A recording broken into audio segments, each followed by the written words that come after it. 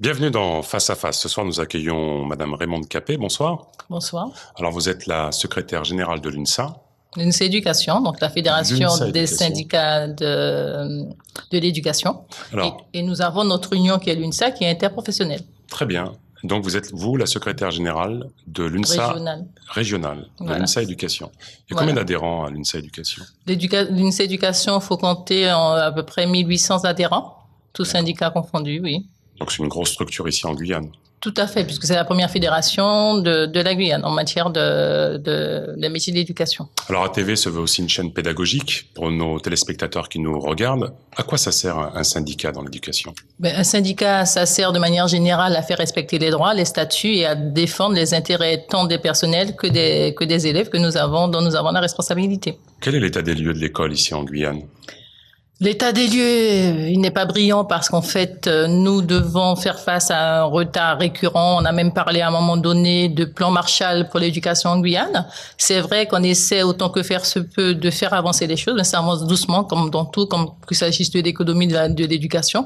Tout reste à faire en la matière. Voilà.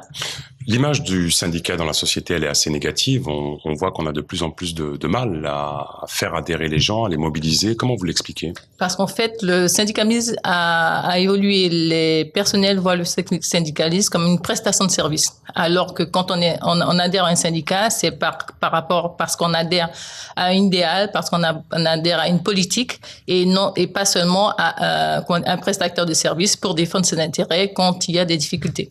Alors l'UNSA, c'est l'Union nationale des syndicats autonomes. Il est considéré un peu comme un syndicat souvent progressiste. Vous êtes proche de l'institution, ça vous dessert pas? Ah non, ça veut pas dire ça. Ça veut dire que nous battons pour l'intérêt des personnels, mais nous n'adoptons pas une politique du tout ou rien.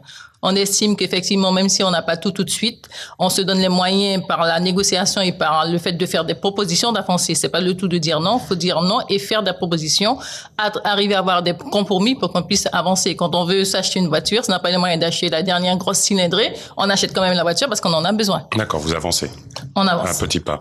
Comment vous gérez les conflits au sein de la fédération entre syndicats, par exemple, de chefs d'établissement et syndicats de personnel de l'éducation, quand il y a un conflit? Honnêtement, c'est pas toujours facile parce qu'en fait, le rôle de la fédération, c'est ce qu'il est, c'est de fédérer, de faire en sorte, même si nous ne sommes pas toujours d'accord sur certains points, mais qu'on arrive à faire consensus justement et qu'on aille vers un compromis dans l'intérêt des différents syndicats formant cette fédération.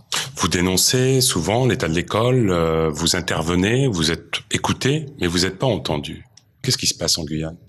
Qu'est-ce qui se passe en Guyane? Le problème, c'est qu'il y a une valse de personnel encadrant, que ce soit au niveau des recteurs ou de l'instance rectorale ou encore des enseignants. On a un mal fou. Il y a le problème de vivier. Donc, l'accompagnement de nos jeunes vers ce métier d'enseignant. Nous avons fait des propositions depuis quelques années déjà pour créer ce vivier. C'est pas facile. On a maintenant l'université, donc on espère pouvoir utiliser cet outil justement pour rendre performants nos jeunes et qu'ils embrassent les métiers de l'enseignant ou des fonctions à responsabilité pour prendre en main ce pays qui en a vraiment besoin. 2016, c'est aussi l'avènement de la CTG. Vous avez rencontré le nouveau président?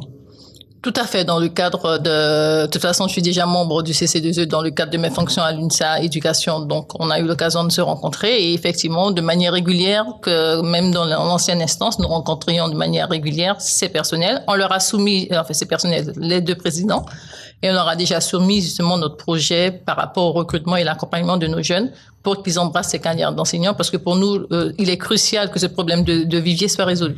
Alors, on dit qu'une des problématiques fortes de la Guyane, c'est le retard en matière d'infrastructures scolaires. Le président de la CTG annonce un déficit abyssal. Vous pensez que ces constructions vont avoir lieu? Comment vous allez faire pour que enfin émergent des collèges, des lycées, des écoles? Il y a eu ce fameux plan Guyane avec l'intersyndical auquel nous avons participé de manière active, mais effectivement, les moyens, faut les trouver. Il y a des partenariats à développer avec l'État, avec les fonds européens, etc., pour mettre en place ces dispositifs.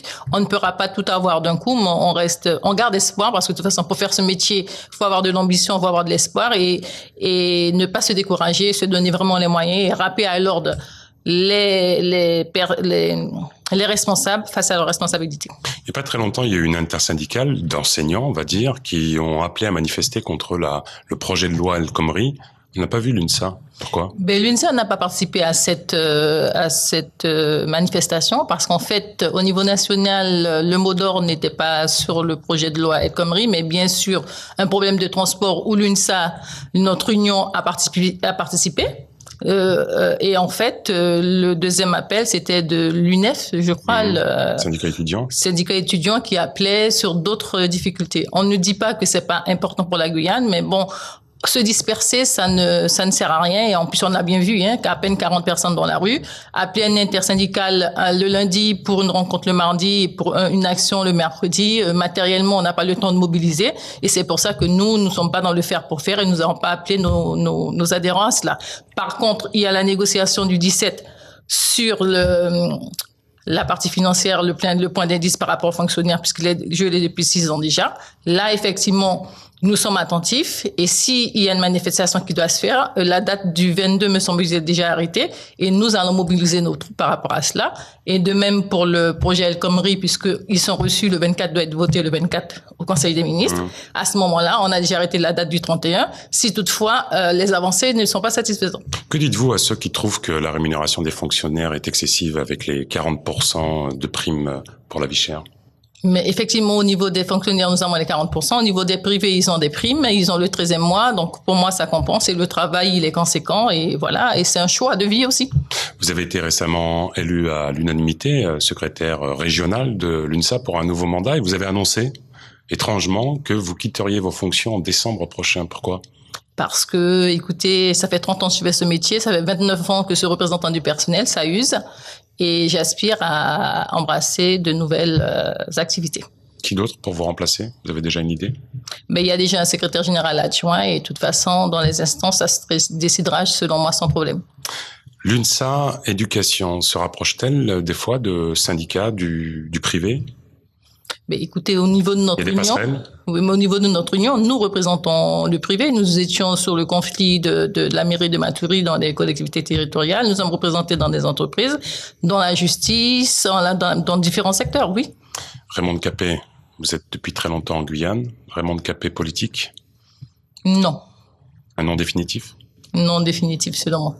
Merci Raymonde Capet. Merci d'avoir suivi cette émission. Les programmes continuent sur ATV Guyane. À bientôt les amis.